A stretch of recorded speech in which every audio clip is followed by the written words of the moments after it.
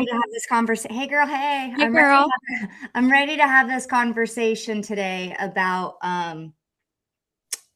it is Women's History Month, and you and I were just talking, it's also National Nutrition Month, and I believe that what we do around money and women in their bodies and caring for their bodies, I believe they go hand in hand. um, One is super crucial for the other. So I really wanted to have this conversation to start off with asking you a couple of questions about what have you really seen historically with the shift in women coming into the workforce, and how is it impacting women real time right now with money, and particularly what are some of the things that you're noticing and seeing in the world?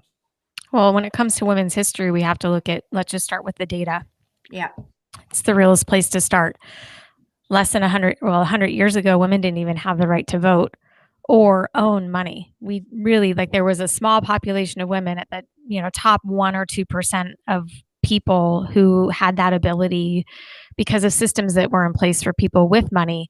But by and large, the majority of women did not own their own money. We couldn't even have debt. We couldn't sign on our own house without, or a mortgage without a man signing on it, business loans, all the things. So that's 2 generations ago, really. It's my grandmother's and my great grandmother's generation. For all women in America, that's been the case.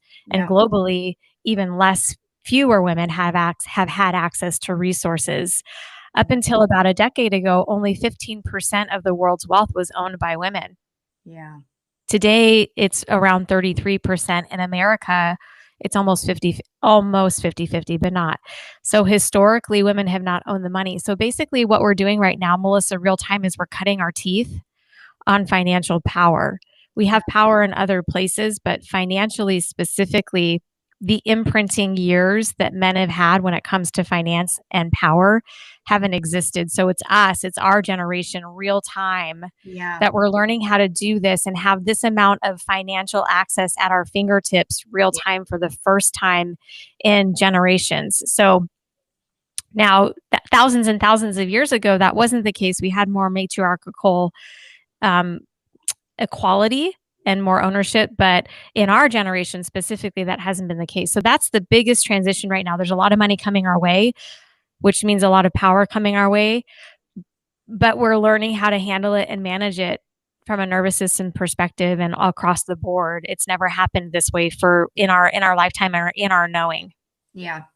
It's interesting. Before we got on a call, I was looking up some statistics, and one of the statistics said that in 1974, the Equal Credit Opportunity Act came into place where women were able to legally give women credit cards and mortgages. So until 1974, banks could legally deny women credit cards, mortgages, and business loans unless a husband or a male cosign. Correct. I mean, 1974, I mean, that's, Our I was mom's generation. our mom's generation, and it's really shocking to me, and obviously reading that. And then obviously in the 70s, we saw the big feminine movement, right? Like Mhm. women wanted a place at the table and women wanted to go to work. And there was that movie, I think it was called 9 to 5, and it was about women in New York and climbing, and then there was the movie Baby Boomer. And so we started to see in the 80s, like real time, all of these women or these movies about women stepping into the workforce.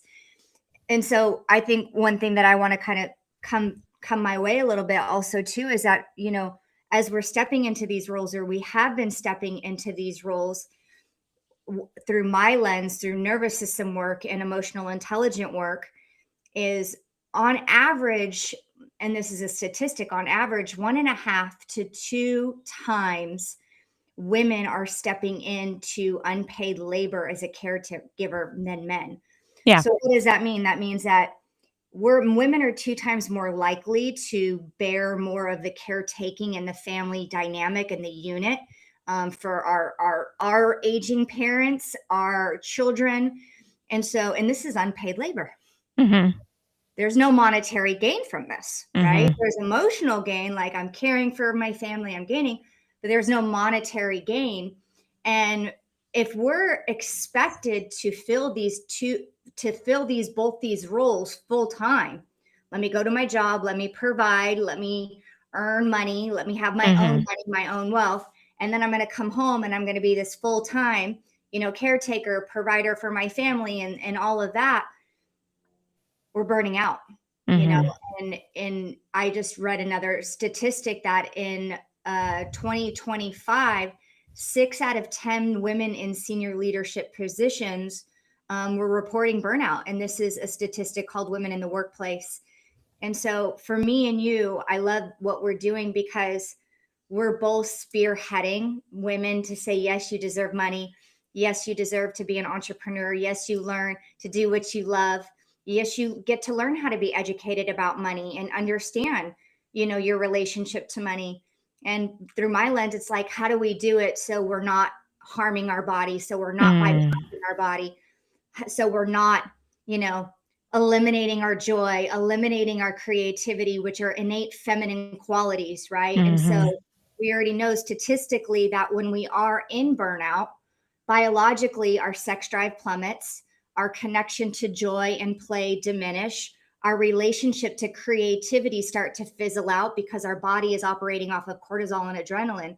So some of the fundamental hormones that we as women have more of as we're getting older, it's diminishing. And so this is where something's got to give. There's got to be a better way. There's got to be something different. So through your lens, through the money world, when women are stepping in, what are some of the biggest things that you're witnessing women wanting to do different? Maybe what are some of the things that they want to do different when it comes to money, like that? Maybe they don't know how, they don't know what to access. Like, what's the biggest top 2 things would you say that women want to do different when it comes to money? Well, What would you say? the biggest thing is that they want to change careers. They want to They're change. fed up with corporate America. Women in America right now are fed up with Mm-hmm. corporate America. So the biggest thing that they want to do is get out of their corporate job, Yeah. and they're stuck because they have a corporate lifestyle and a corporate paycheck. So Yes. for a woman making $250,000, $300,000 a year, she's built her lifestyle around that paycheck. And now she's done because she's 45, 50, 55. Her body's telling her to fuck off, Yeah. and she's trying to figure out, "Oh my god, now what am I gonna do?" Yeah. And in the lane of burnout, I can't pay off debt fast enough. I Yeah. can't get money into savings fast enough. There's a whole reset and rewire that's going to be required, and, oh my god, I have to learn how to make money on my own for the first time if I'm truly going to leave. It's called a major renegotiation Yeah. Yeah. financially. That's the biggest thing. Yeah. I love that you brought that up because I could agree as well too with that. Women are either, if they're not wanting to leave a career, they're wanting to leave a relationship, and they've never really managed the money in the household, or Mhm. and so forth. So it's a for me, the word I like to use is it's a transformation, or it's a transition that's happening, a life transition, right? And so we know that death, a move, a marriage, a divorce, some of these are major life transitions. Mhm. And when we don't have support, right, and help, it can really be destabilizing financially. Absolutely. It can be destabilizing emotionally. Uh, Mhm.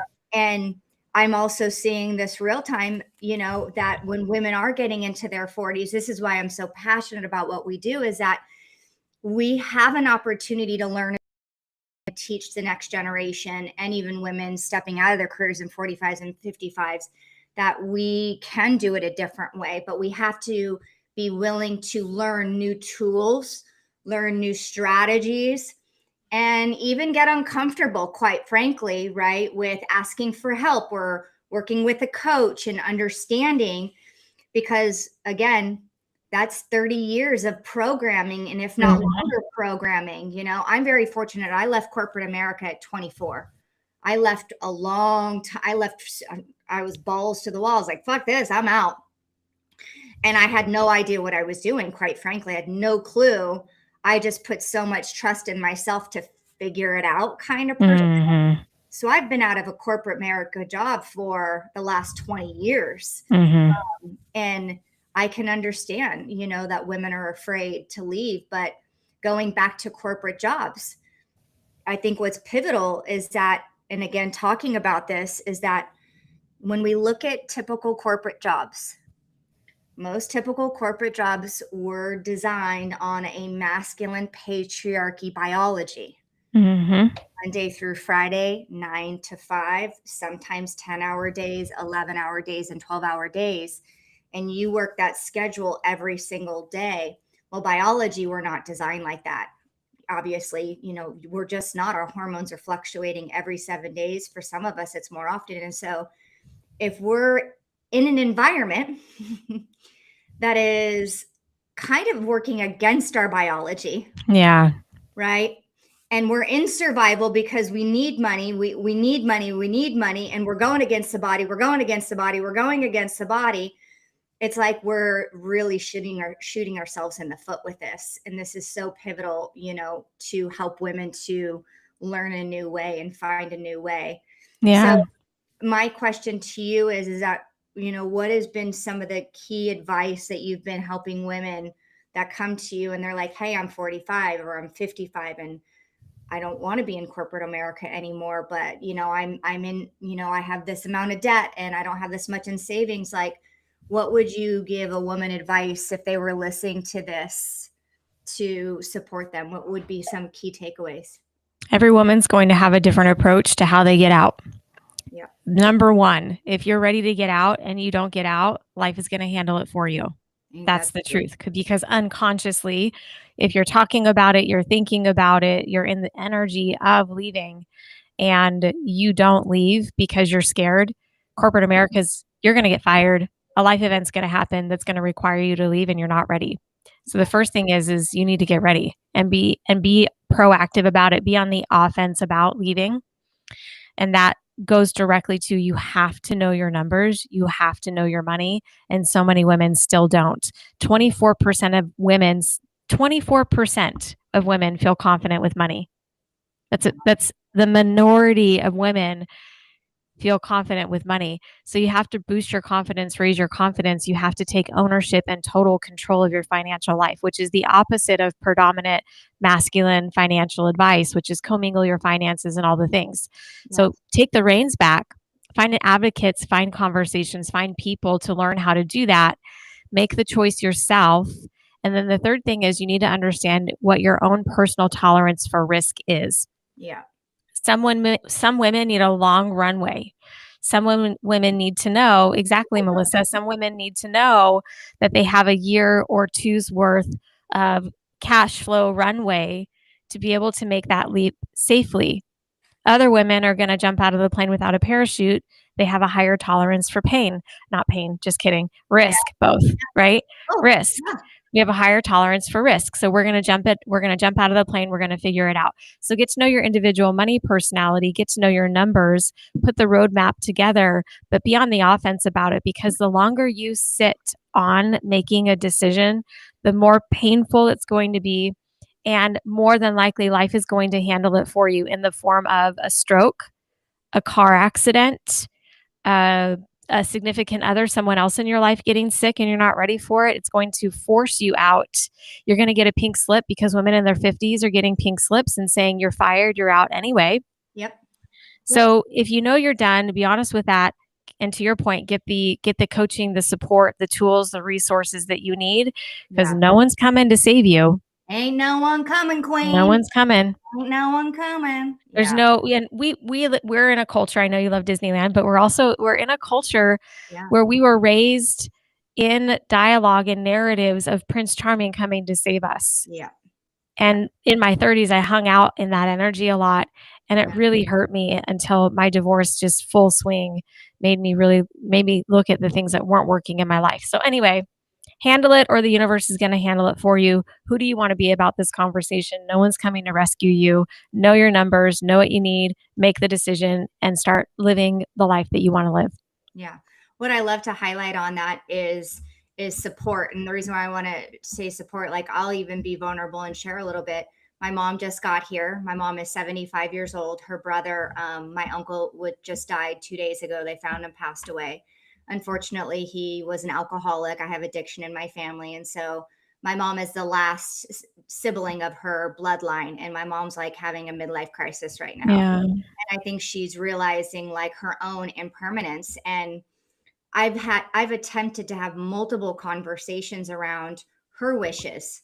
Like what are their finances? Like if you need a caretaker, do you have long-term care? Like my partner and I have attempted to have multiple conversations around their money, because they are at that age and I'm at that age where, the dynamic changes over, right?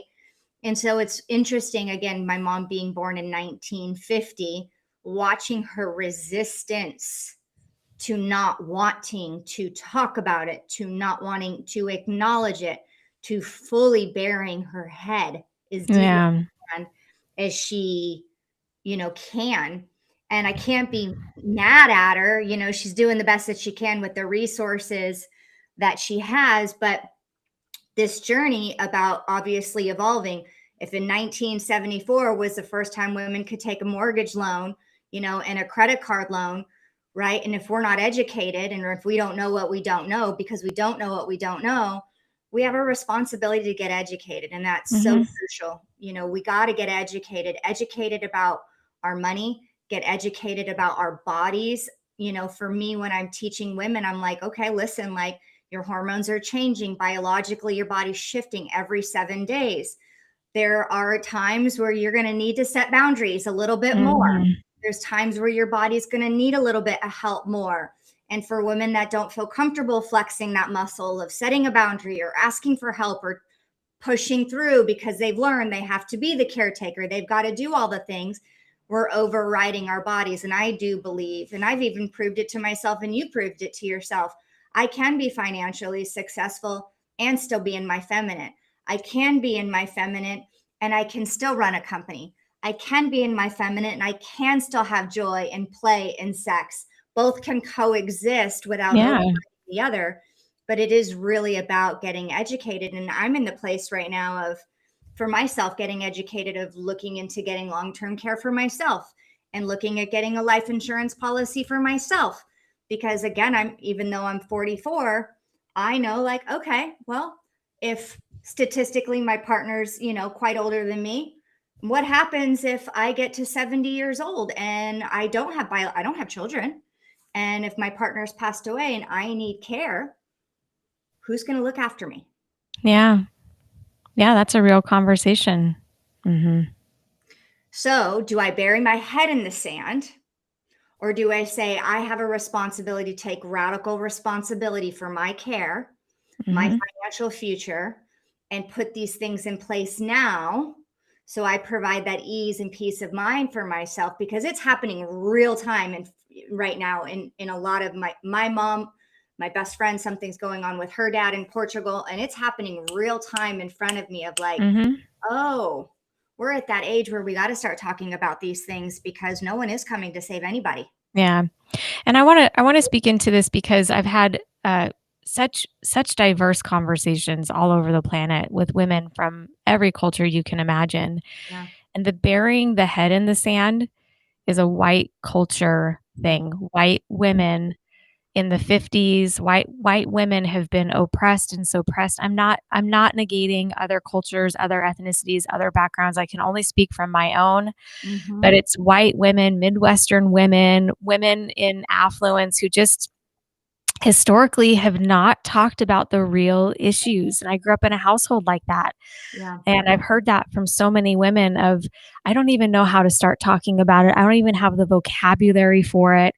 When it Yeah. comes to money, that's true. And I want to validate anybody who feels that way. But to your point, we got to get started and Right. we got to acknowledge it. And Yeah. it's not going to be easy. It's a No. lot easier to bury your head in the sand, but it's not serving you. Mm-mm. So why don't you just rip the Band-Aid off and find some safe containers to do the work with and figure it out? Yeah. So let's talk about safe Yeah. containers. So let's talk about that. So for Yeah. any women that are watching this, part of why Lisa and I have joined forces is because, again, coming back to safety, which is what I teach: emotional safety, nervous system safety, capacity building. And Lisa teaches women to real time feel safe around money, understand your money, expand your wealth, know your money, to feel safe in those conversations for yourself, for your future. We're joining forces. We have been joining forces. What do we have on the doctorate for women, Miss Lisa, if they are like, I do need support and I don't know where to begin? Well, most immediately, we have an event on April 11th called No One's Coming. We do. And we took a bold step and a bold approach in the messaging for this event, because the truth is no one's coming. And if you can lean in and step up, it's the year of the horse. There are things that you want to create, but for the same reasons I just discussed when it comes to women in corporate America wanting to make the leap, no one's coming to save you or figure this shit out for you. No. Trust me, I know. I've been in corporate America. I was a stay-at-home mom. I started a business. I'm running a multi six-figure business now. I'm scaling it. Like it has to start from within. And so Melissa and I have curated a 3-hour event. It's April 11th, which is a Saturday morning. Jump in and dip your toe in the water. And by the end of that 3-hour session, our goal is for you to make the declaration and do the thing. Yeah, Like definitely. get off the sidelines of your life, get out of bed, get out of your head, and let's go, because this is the year. This is the time. And we want to be able to we would love the honor and the privilege of being there with you in this journey to support you in making the leap.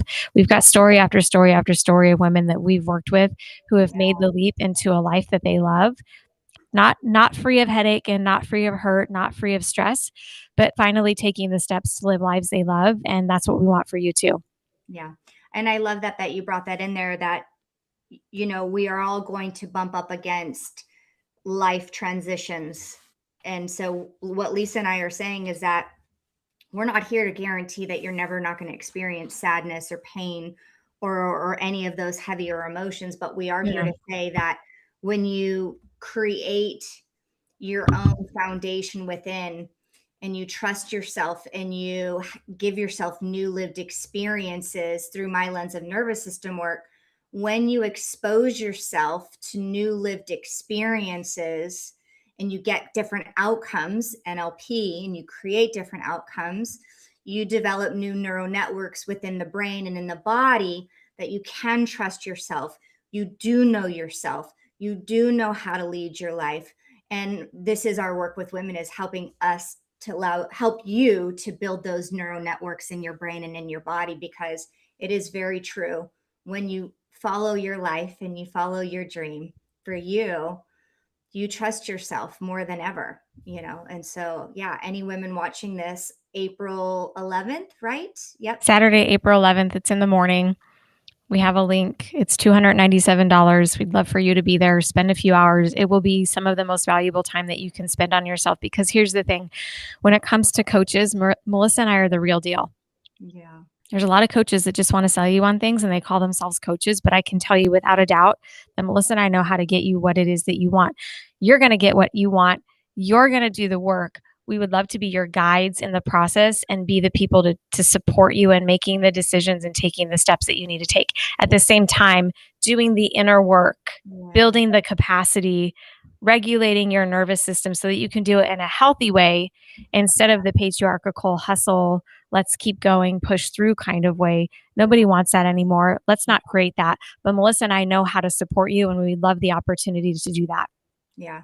And I love that you brought that too, is like, if you've been in a corporate environment and hustle is your middle name, and even though I wasn't in, obviously I left in my 20s, so I haven't been in hustle culture, but I became a caretaker at a very young age. I learned how to be more in my masculine to survive. It was a survival adaptation. And so I've had to unlearn that adaptation and build trust and safety in my own system with money, that I can actually be wealthy without killing myself in the process. I can actually build money without abandoning my body. I can actually grow my wealth with taking a vacation or taking time to be with my family.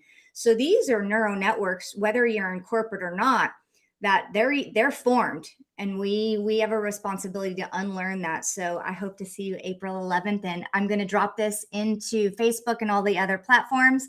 We'll drop the link in there, and if you have any questions, we hope to see you there. Lisa, as always, dropping wisdom like a mofo. We got some work to do. We're doing it. Yeah, Queenie. Yeah, Queenie. Yeah. Thank you, everybody. We'll see you soon.